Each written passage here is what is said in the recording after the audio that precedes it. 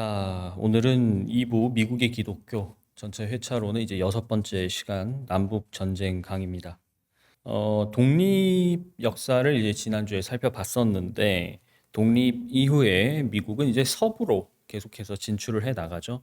루이지애나, 플로리다, 텍사스, 캘리포니아, 뉴멕시코, 알래스카. 지금 우리가 보고 있는 미국의 영토들이 이때 다 확장이 되는 건데요. 여기에 많은 이민 그리고 산업혁명의 여파로 인해서 미국 본토에서도 인구가 급속히 증가하게 됩니다. 자, 그러면서 미국은 지역별로 산업과 문화가 점차 나눠지기 시작해요. 이제 크게 북쪽 그리고 남쪽으로 나눠지게 되는데요. 여기서 미국 역사에 있어서 굉장히 전환점이 되는 사건이 벌어집니다. 그것이 남북 전쟁이죠. 영어로는 Civil War, 소위 말하는 내전입니다. 내전.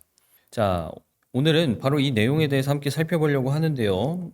강의 목차는요, 갈라진 미국, 그리고 갈라진 교회.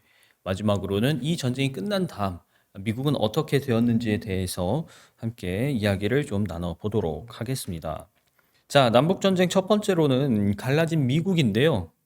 1800년 초반, 한 500만 명 정도였던 미국의 이민 숫자가 60년이 지난 뒤에 3천만 명이 넘어가기 시작합니다. 어마어마한 사람들이 이 아메리카 대륙으로 이민을 오기 시작했어요. 폭발적인 인구 증가, 그리고 아까 말씀드렸던 산업 성장, 산업혁명이죠. 이제 영국에서 발발한 이것이 미국의 지형을 뚜렷이 갈라놓기 시작해요. 미국 북동부에서는요, 산업혁명 기반의 제조업 중심으로 발달하기 시작합니다. 반면에 미국 동남부는 전통적인 면화나 담배 같은 농사, 그러니까 농업 중심의 경제 구조를 가지게 돼요. 이런 경향이 이제 남과 북의 어떤 도시의 모습도 바꾸어 놓게 됩니다. 북부에서는 이제 도시화가 뚜렷하게 나타났어요. 반면 남부에서는 여전히 대농장, 우리가 소위 말하는 플랜테이션이죠. 이 플랜테이션이 일상적인 마을의 모습이었어요. 제조업 기반의 산업 경제를 일구었던 이 북부에서는 당연히 노동 임금 시스템이 자연스럽게 정착을 합니다. 그러나 남부에서는 좀 달랐어요. 남부에서 시행하는 농업에도 막대한 노동력이 들어갔는데 남부의 경우에는 이 노동력을 어떻게 충당했느냐? 대부분 흑인 노예로 충당을 하고 있었습니다. 이것이 임금 경제 그리고 노예로 시스템을 돌리던 남과 북의 입장 차이를 뚜렷이 갈라놓게 돼요. 예를 들어서 영국에서 상품을 수입하는 문제를 놓고도 서로 의견이 달랐는데 북부에서는 미국에서 생산하는 걸 더 많이 수출하는 게 이익이죠. 그러니까 영국에서 상품 수입하는 걸 반대했습니다. 반대로 남부에서는 만약에 우리가 영국에서 수입하는 걸 반대한다면 우리 것도 못 파는 거 아니야? 미국에서 생산되는 특히 이 농업 제품들, 면화나 담배 같은 것들은 수출에 절대적으로 의존을 했었어요. 내수로 소비를 해서는 감당이 안 됐거든요. 그러다 보니까 북부의 주장에 동의하지 않습니다. 무엇보다 조면기라는 게 발명됐는데 1860년대 미국에서 면화가 100만 톤 이상이 생산이 되었죠. 이때요, 오죽하면 cotton is king, 그러니까 면허가 왕이다 라는 말이 돌 정도였다고 합니다. 남부 경제가 이 면화 수출에 더욱더 의존하게 되면서 오히려 아이러니하게 노예 수요가 증가합니다. 1790년대 아메리카 대륙에 70만 명 정도였던 노예 인구가 1860년대 돼서는 무려 400만 명 가까이 늘어나요. 남부에서 노예 제도라는 것은 단순한 노동 시스템이 아니고요. 그야말로 경제 시스템이에요. 노예가 없으면 경제가 굴러가질 않아요. 그런데 미국이 이제 점차 영토를 확장하면서 이 노예 문제를 가지고 남과 북이 치열하게 대립하기 시작합니다. 이제 새로운 주가 편입되잖아요. 그러면 이 주를 자유주로 설정할 건지 아니면 노예주로 설정할 건지를 두고 이제 서로 의견이 갈라지는 거예요. 대표적으로는 1820년 미주리 협정이라는 게 있습니다. 그러니까 우리나라를 38선 그었던 것처럼 36도 30분 선에 쫙 그어요, 선을.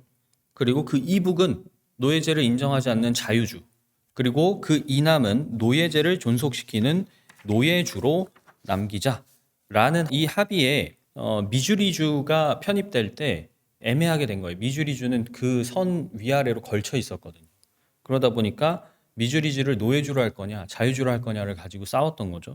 이 미주리 협정에서는 미주리주는 노예주로 하되 매사추세츠주의 일부를 분리시켜서 자유주인 메인주를 새롭게 만들기로 합의를 합니다. 그만큼 이 노예제를 둘러싼 남과 북의 입장 차이가 뚜렷이 달랐다는 거예요. 1830년대 북부에서는 노예제 폐지 운동이 퍼지기 시작합니다. 윌리엄 게리슨이라는 인물이 있는데요. 대표적으로 이제 폐지에 앞장섰던 인물이에요. 그는 신문 사설에 노예제를 즉시 폐지해야 된다라고 썼을 뿐 아니고요. 또 당시에 노예 출신인 설교자이자 사회운동가였던 이 프레데릭 더글라스는 기독교 내부에 노예제가 남아있다는 것 자체가 모순이다라고 지적하면서 강하게 비판했습니다. 그러니까 북부에서는 기본적으로 노예가 필요한 경제 시스템이 아니죠. 그렇기 때문에 노예제는 옳지 않은 것이다 라는데 합의하는 게 별로 어렵지 않았고, 또 점차 노예제는 죄악이다 라는 인식이 퍼지고 있었던 것입니다. 반면 남부에서는 노예제 폐지란 사회 근간을 흔드는 위협이라고 인식하기 시작했어요. 그러면서 북부에 맞서서 노예제를 옹호하기 시작하는데요. 여기서 교회도 갈라지는 겁니다. 교회도 마찬가지로 북과 남으로 갈려서 서로 다르게 주장하기 시작해요. 북부는 노예제를 죄악으로 규정했다 그랬잖아요. 남부에서는 하나님이 정하신 질서다라고 옹호하기 시작하는 거예요. 이런 갈등이 미국 정치적으로 보면 주와 연방 정부를 지지하는 사람들의 세력으로 나뉘어서 충돌하게 되는 겁니다. 당시 미국의 연방 정부는 그렇게 오늘날 우리가 보는 것처럼 대단한 권력을 갖고 있지 않았어요. 미국은 기본적으로 이때만 해도 주정부, 영어로 스테이트죠. 주정부가 더 우선하는 경향이 있었고, 또 주의 문제는 주가 알아서 해결한다. 연방은 간섭하지 말아라. 라는 그러한 합의를 이루고 있었을 때입니다. 그러다 보니까 남부에서는 자꾸 북부에서 노예제 문제를 걸고 넘어지니까 연방이 우리 문제, 주 문제에 간섭할 권리는 없다라는 태도를 보였고, 북부에서는 어떻게 해요? 우리는 미국이라는 나라는 연방을 중심으로 하나의 국가, 하나의 원칙을 세워야 된다. 이렇게 쪼개져서는 안 된다라는 태도를 갖고 있었어요. 그래서 소위 말해서 미국에서는 이제 연방제를 지지하는 사람들, 그 다음에 주정부의 권리를 우선하는 사람들로 나뉘어서 정치적으로 대립을 하는 겁니다. 이 1850년대에 일어났던 갈등들이 이제 언제 터질지 모르는 폭탄으로 발달을 하는데요. 특히 이 주민투표로 노예제를 결정하자라는 캔자스 네브래스카 법이 통과되면서 캔자스에서는 유혈 사태가 일어났었고, 또 1859년에 노예 폐지론자였던 존 브라운은 버지니아의 무기고를 습격해서 노예 봉기를 일으키려다가 실패하면서 처형이 되는 그런 일도 있었습니다. 그러니까 미국 내부에서 계속해서 잡음이 있었다는 거예요. 근데 이게 이런 위태위태하던 상황이 링컨, 여러분이 잘 아는 아브라함 링컨이 대통령에 당선되면서 결국은 터지고 맙니다. 그러니까 링컨은 처음에 노예제를 즉각적으로 폐지하자라고 주장한 사람은 아니에요. 그러나 노예제가 더 이상 확산되는 것은 막아야 한다라는 입장을 갖고 있던 사람이었습니다. 그러니까 링컨이 대통령이 되면서 남부가 연방에서 탈퇴합니다. 그리고 남부연합이라는 걸 따로 만들어요. 그러니까 미국이란 나라가 쪼개진 거예요. 남과 북으로. 그래서 남부는 새로운 나라를 만든 셈입니다. 여기서 자기네 대통령도 뽑았고요. 그리고 1861년 남부군이 연방군의 요새를 공격하면서 결국은 전쟁이 터지고 맙니다. 자, 그러면 남북전쟁 두 번째, 갈라진 교회에 관해서 좀 살펴볼게요. 1861년에 결국에는 남과 북이 갈라져서 서로 전쟁을 벌였다고 말씀드렸는데, 이 전쟁이 발발하기 이전에 미국 기독교는 먼저 분열이 되었습니다. 당시 대각성 운동을 지나면서 미국에서 가장 큰 교파로 성장한 침례교 그리고 감리교회가 남과 북으로 먼저 갈라져요. 우선 감리교에서는 제임스 앤드류라는 감리교 감독이 노예를 소유하고 있다는 게 문제가 됩니다. 이게 이슈가 되면서 아니 감독이 노예를 가지고 있어도 돼? 라는 문제가 대두됐던 것이죠. 북부 감리교에서는 어떻게 감독이 노예를 데리고 있을 수 있냐, 인정할 수 없다라고 얘기를 했었고, 남부에서는 반대로 아니 노예가 있다는 이유로 감독직을 박탈하는 게 말이 되냐라고 주장을 했던 것이죠. 그래서 이 문제 때문에 결국 1844년에 감리교는 공식적으로 남과 북으로 갈라지게 됩니다. 그러니까 북감리교, 남감리교로 나뉜 거예요. 침례교도 비슷해요. 윌리엄 존슨을 중심으로 남부 침례교 사람들이 남침례회라는 것을 설립합니다. 노예주의 선교사를 우리는 파송할 수 없다라는 북부 중심의 이 선교부 결정이 있었어요. 침례교 선교부가 있는데 거기서 이런 결정을 내리니까 남부가 반발해서 소위 말한 독립교단을 세운 것입니다. 그래서 이때도 침례교도 마찬가지로 북침례교와 남침례교로 나뉘어져. 장로교도 역시 1830년대 후반에 구파와 신파로 나뉩니다. 올드스쿨, 그다음 뉴스쿨이라고 영어로 말하는데요. 이게 남부와 북부예요. 구파의 경우, 그러니까 올드스쿨이죠. 올드스쿨의 경우는 대각성 운동 시기에 정통적인 칼뱅주의를 따르는 사람들이었어요. 소위 말하면 이제 보수주의자라고 할 수 있겠죠. 그 다음에 신파는 아르미니우스의 영향을 받은 사람들이에요. 전통적인 칼뱅주의를 수정한 사람들인 거죠. 여기서 갈라지게 되는데 이게 남북으로 갈리면서 장로교는 크게 네 파가 생긴 겁니다. 북쪽에도 올드스쿨, 뉴스쿨이 있고 남쪽에도 올드스쿨, 뉴스쿨이 있는 거죠. 자, 그러면 미국의 기독교에서는 왜 노예제를 서로 다르게 인식하고 해석했는가? 일단 그들의 논거를 하나씩 좀 소개를 해드릴게요. 남부에서는요, 성경에 나오는 사례를 가지고 노예제를 정당화했습니다. 특히 남부의 논리는 뭐였냐면 첫 번째로는 성경이 노예제를 직접적으로 금지하지 않고 있다는 겁니다. 그리고 그들이 특히 흑인 노예를 정당화하는 데 썼던 것은 창세기 9장에 나오는 함의 저주예요. 함이 이제 아버지한테 부끄러운 짓을 한 것 때문에 노아로부터 저주를 받죠. 그래서 함이 대표적으로 흑인 민족의 조상이라는 것 때문에 노아의 아들인 함이 저주를 받은 것은 흑인이 저주를 받은 것이니 흑인이 종이 되는 것은 하나님이 정한 질서다라고 주장을 했던 것입니다. 그 다음에 신약 성경에서 바울 서신이나 베드로 전서 등의 종이 나오고 종은 주인에게 순종해야 된다라는 구절을 근거로 삼고 있습니다. 사도들이 노예제를 폐지하지 않았다는 거예요. 이들의 핵심 주장은. 그래서 성경이 죄라고 말하지 않았는데 그것을 교회가 죄라고 말할 수는 없다. 이런 논리로 그들이 노예제를 정당화하는 근거를 삼은 것이죠. 무엇보다 노예주가 노예의 보호자다라고 주장을 했는데 기본적으로 무슨 사상이 있냐면 흑인은 미개하다는 거예요. 미개한 흑인들을 기독교화해서 문명 안에서 보호한다라는 전형적인 백인 우월주의적인 그런 논지를 갖고 있었던 것이죠. 북부는 그러면은 무슨 근거로 노예제를 반대했느냐? 복음주의에 입각해서 노예제도를 반대했습니다. 모든 인간은 하나님의 형상대로 창조되었다라는 창세기 1장 27절을 내세웠어요. 그러니까 사람은 하나님의 형상을 가진 존재이니까 사람이 다른 사람을 소유물로서 취급할 수 없다라는 거예요. 따라서 북부에서는 노예제가 오히려 하나님의 질서를 훼손하는 것이다 라고 보았습니다. 여기에 더해서 갈라디아서 3장 28절에서 종이나 자유인이나 그리스도 안에서 모두 하나다라는 말씀을 강조한 것이죠. 그러니까 이 구절을 복음 안에서는 신분의 차이가 다 허물어진다라고 해석하면서 노예제를 반대했던 것입니다.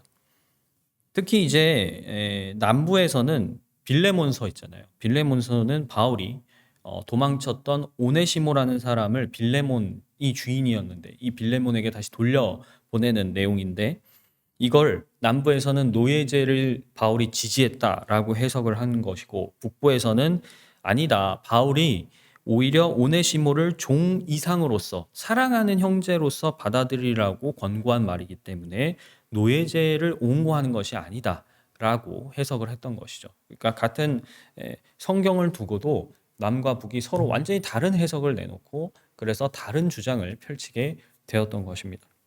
1861년 전쟁이 시작된 이후 남과 북에 있는 교회들은 모두 이 전쟁에 적극적으로 참전했습니다. 두 군대가 야전 예배, 기도회 같은 것들을 적극적으로 추진했을 뿐만 아니라 전쟁은 항상 죽음이 가까이 있잖아요. 죽음이 가까이 있었기 때문에 남부든 북부든 이 군인들에게 오히려 종교적인 부흥은 더 많이 일어났어요. 목사들도 전선으로 뛰어들었는데 각자 성경의 말씀을 근거로 상대방과 싸우고 있는 본인들의 싸움을 정당화했어요. 하나님의 뜻을 실천하고 있는 건 우리다. 하나님은 우리 편에 있다. 라고 서로 얘기를 하고 있는 거예요. 그러니까 아이러니하죠. 한 하나님이고 같은 하나님인데 자신들이 하나님의 뜻을 이루는 것이다 라고 싸우고 있는 전쟁이니까 도대체 그럼 하나님은 어디 편을 들어야 하는 걸까요? 이 남북 전쟁에서 가장 쓰라린 사실은 뭐냐면요. 교회가 전쟁을 막지 못했다는 거예요. 오히려 전쟁을 부추긴 영향력도 있었고 또 양 진영에서 전쟁의 이유와 도덕성을 강화하는 그런 역할을 했다는 것이 좀 뼈가 아픈 지점이라고 할 수 있어요. 1863년 1월 1일 링컨이 아주 중요한 선언문을 발표합니다. 반란 지역이죠. 북부의 입장에서 남부는 반란 세력이에요. 이 남부의 노예들을 해방하겠다라는 걸 1월 1일 날 발표해요. 물론 이 선언으로 인해서 당장 남부 지역의 노예들이 자유로워진 건 아니죠. 그러나 이 소식이 남부에 있는 노예들의 귀에도 들어가겠죠. 그러면서 기존의 원래 전쟁의 시작은 연방제를 지지하는 북부와 주정부의 권리를 우선하는 남부 간의 싸움으로 시작된 거였어요. 그런데 링컨의 선언으로 인해서 전쟁의 성격이 좀 바뀝니다. 공식적으로는 노예제와의 전쟁으로 선포가 되는 거기 때문에 성격이 바뀌는 거예요. 같은 해 1863년 7월 게티스버그 전투에서 남부군이 크게 패합니다. 그러면서 이제 전쟁의 판도가 북쪽으로 북군한테 넘어가는데요. 바로 이 게티스버그 전투에서 승리한 다음 링컨이 아주 유명한 연설을 남기죠. 국민을 위한 정부를 만들겠다. 이게 이제 바로 여기서 나온 연설이었는데요.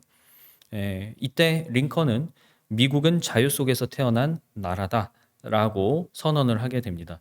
그리고 그로부터 2년 뒤인 1865년 4월 9일 전쟁이 끝났고 전쟁이 끝난 5일 뒤 14일에 링컨이 암살을 당해요. 그만큼 이 남북의 전쟁의 여파는 전쟁이 끝났다고 해서 다 가신 것이 아니었다는 거죠. 자, 그러면 교회도 갈라지고 나라도 갈라져서 일어났던 남북전쟁, 소위 이 내전은 미국에 어떤 잔상을 남겼는가? 전쟁 이후의 미국에 대해서 세 번째로 살펴보겠습니다. 전쟁은 끝났죠. 남북전쟁은 결국엔 북군의 승리로 끝났어요. 하지만 그렇다고 미국 전역에서 흑인들에 대한 차별이 즉시 사라졌느냐? 아니라는 거죠. 우리가 기억할 것은 모든 흑인은 노예가 아니었어요. 사람들이 미국에 있는 모든 흑인이 다 노예였던 걸로 생각하는데 흑인들 중에도 노예인 사람이 있고 자유인인 사람이 있었죠. 그러나 노예제를 둘러싼 이 갈등은 흑인 사회를 전체적으로 그 차별하는 것을 당연시하는 백인들의 보편적인 시각에서 일어난 것이다라고 평가를 할 수가 있습니다. 그래서 흑인 해방 운동들이 이제 막 일어나기 시작하는데 그 역사를 보면 미국은요 1900년대 중반이 지나서야 흑인에 대한 차별을 법적으로 폐지했습니다. 불과 100년 전만 하더라도 미국은 합법적으로 흑인을 차별하던 나라였어요. 전쟁 이후에도 남부의 흑인 노예들은 주인의 통제 아래서 같은 교회를 다녔었어요. 그런데 해방 이후에 이제 흑인들도 우리도 우리끼리의 공동체를 만들래, 백인들의 간섭을 받지 않는 우리들의 교회를 만들래 라고 한 거죠. 그래서 그 결과 흑인들로 구성된 독립 공동체들이 생겨납니다. 특히 전쟁 전에 이미 북부에서는 먼저 흑인 중심의 교단들이 출범을 했거든요. 그들이 전쟁이 끝난 다음에 남부로 진출을 합니다. 그래서 아프리카 감리교 감독교회, 아프리카 감리교 시온교회 같은 이런 독립 교단들이 대표적으로 있고요.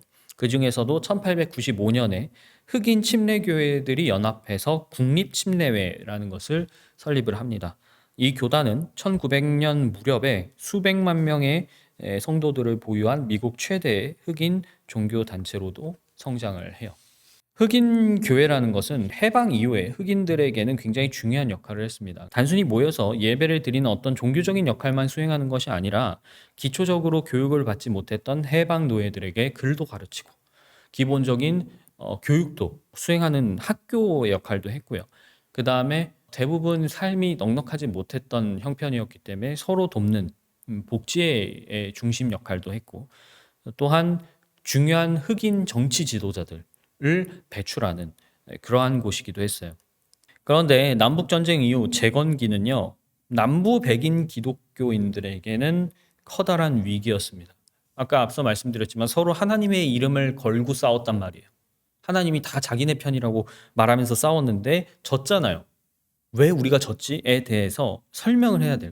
이로 인해서 남부 백인 기독교 사회에서는 독특한 방어 기제가 생겨요. 그걸 설명하려는 그들 나름의 신학적인 논리가 생겨난 겁니다. 이걸 이 역사에서는 잃어버린 데이라고 표현하기도 하는데요. 남부의 목사들은요, 본인들이 이제 진 것을 시련이라고 합리화하기 시작합니다. 그러니까 졌다는 걸 인정하지 않고, 이거는 잠시 우리에게 주어진 시련이야라고 합리화를 시작하는 거예요. 그러니까 전쟁에서 패한 그들의 입장이 잘못된 게 아니라 하나님께서 사랑하는 자를 단련하고자 시련을 주신 거라고 보는 것이죠. 그러다 보니까 당시 남부군에서 크게 활약했던 로버트 리 장군, 스톤월 잭슨 장군, 이런 사람들을 마치 성인으로 미화하는 그런 문화가 생겨납니다. 그리고요, 남북전쟁은 단순히 노예제 싸움만이 아니라 미국의 주와 연방제를 둘러싼 정치적 싸움이기도 했다 그랬잖아요. 남부는 주정부의 권한이 더 중요하다. 북부는 연방정부의 권한이 더 중요하다. 이렇게 지지하면서 싸운 것인데 결국에는 누가 이겼어요? 연방정부를 지지하는 세력이 이긴 것이죠. 그러니까 미국의 정치 지도가 확실하게 주정부보다 연방정부가 위에 있는 그러한 그림으로 바뀐 것이죠. 근데 여기서 남부의 교회들이 이 정치적 통합에 반대하기 시작하는 겁니다. 북부 교회들은 남부 교회들에게 너희가 졌으니까 회개해라 라고 요구를 합니다. 너희의 주장을 철회하고 잘못을 인정해. 그런데 남부 교회들은 그걸 인정을 안 해요. 그러다 보니까 남북전쟁 이전에 갈라졌던 교회들이 계속해서 갈라진 채로 존속을 하게 되는 겁니다. 남침례교, 남감리교 이런 세력들이 계속해서 남부의 정체성을 유지해 가요. 그러니까 이런 남부 교회들의 태도가 20세기 중반에 일어났던 인종차별적인 법이나 아니면 인종차별적인 사회 분위기를 묵인 혹은 지지하는 토대를 제공하게 됩니다. 그러니까 전쟁이 끝났다고 해서 이들이 생각이 다 바뀌고 미국이 하나의 이념 안에서 통합된 게 아니라는 거예요. 그러나 북부 교회들도 남부 교회들에게 떳떳하게 비난만 할 수 있는 처지였냐 하면 그렇지는 않아요. 같은 시기에 전쟁에서 승리했음에도 불구하고 북부는 산업혁명의 부작용을 앓고 있었습니다. 그러다 보니까 여러 문제가 발생했죠. 소위 말하는 자본주의의 폐해였습니다. 급격한 도시화, 그러면서 자본주의로 인해 발생하는 여러 가지 복지 문제들, 그리고 유럽에서 건너온 진화론이나 성서 비평과 같은 도전에 북부 교회들도 사실상 제대로 대응을 못하고 있었어요. 전쟁 하나 이겼다고 자기네들이 모든 게 다 맞는 것처럼 주장할 처지는 아니었다는 겁니다. 특히 생산성, 그 다음에 이익만 추구하는 자본주의, 특히 초기 자본주의 산업 구조는요, 수많은 부정과 불의를 드러냈죠. 우리가 역사를 통해서도 잘 알고 있습니다. 도시에 어떻게 돼요? 빈민가가 생기기 시작합니다. 어린아이들이 제대로 된 교육도 못 받고 부당하게 노동을 착취당하는 일들이 일어나고요. 빈부격차는 시간이 지날수록 점점 심해지는 거예요. 그런데 많은 개신교 목사들이 산업사회 문제를 등한시했습니다. 그러니까 북부에서는 이런 문제가 있으면서도 이런 문제를 적극적으로 개선하려는 의지가 별로 없었다는 거예요. 미국에서는 기본적으로 자본주의적 경제 질서는 무조건 옳은 것이다라는 믿음이 있습니다. 그러다 보니까 어떤 목사들은 빈곤한 건 게으름의 산물이야 라고 얘기하면서 예를 들어 과도한 노동을 제한하는 하루의 노동을 8시간으로 제한한다는 법이나 아니면 노동조합을 설립해야 된다라는 법적인 제도 그리고 요구들을 비판하기 시작하는 겁니다. 이런 배경에는 사실상 전통적인 칼뱅주의 신앙이 있어요. 이거는 이제 막스 베버라는 유명한 학자가 쓴 책에도 나오는 내용이지만 전통적인 칼뱅주의 신앙은 서구의 자본주의를 지지해오는 종교적으로 아주 중요한 밑거름이었어요. 그래서 오히려 프로테스탄트 자본가들 그리고 교회 지도자들이 이런 문제에 있어서 굉장히 보수적으로 입장을 표명했던 겁니다. 그러다 보면 노동자들은 어떻게 돼요? 교회에서도 본인들은 받아들여지지 못하는 존재가 되기 때문에 당연히 교회를 떠나기 시작하겠죠. 자, 그러면서 북부에서도 우리 이렇게 계속 가서는 안 된다라는 운동이 일어납니다. 교회가 한 사람을 복음으로 구하는 것만큼 교회가 몸담고 있는 이 사회도 구원해야 된다라는 인식이 강해지면서 나타난 신학이 뭐예요? 소위 말하는 사회복음주의입니다. 사회복음주의. 사회복음은 자본주의의 독점, 그리고 자본주의의 불평등에 맞서서 기독교가 사회적 책임을 다해야 된다라는 주의예요. 자, 한편으로 찰스 다윈에서 시작됐던 진화론, 그리고 성경을 역사나 문학적으로만 분석하려는 고등 비평이 미국에 들어오면서 미국 교회들은 커다란 위기에 직면하게 됩니다. 미국 교회들이 다시 소란스러워졌던 부분은 이런 역사적인 배경뿐만이 아니고 이제 유럽에서 건너 들어온 진화론과 고등 비평 같은 문제들도 있었는데 이것 때문에 미국이 또 갈라지는 겁니다. 한편에서는 이 새로운 흐름에 맞춰서 성경을 해석하겠다는 자유주의 이 세력이 등장하는 것이고 반대편에서는 그에 반발하면서 성경의 축자 영감서를 고수하려는 근본주의라는 것이 이제 태동하기 시작하는 것이죠. 그래서 이제 미국의 기독교의 지도가 더 양분화되는 현상들이 일어납니다. 그래서 오늘 이렇게 미국의 남북 전쟁 역사를 좀 살펴봤는데요. 그 흐름을 보시면 알겠지만 남북 전쟁이 일어나게 된 배경도 일어나는 중간에도 일어난 후에도 미국 기독교의 지도는 크게 바뀌지 않았습니다. 오히려 더 고착화되는 현상들이 있었고 이것이 아직도 미국에 큰 영향을 미치고 있어요. 자, 그래서 이런 흐름 속에서 우리가 다음 3부에서는 우리나라에 이제 복음이 어떻게 들어오게 되었는가, 이제 1800년대, 1900년대 동아시아 선교부터 시작해서 우리나라의 기독교가 어떻게 들어오게 되었는지 역사를 좀 살펴보도록 하겠습니다.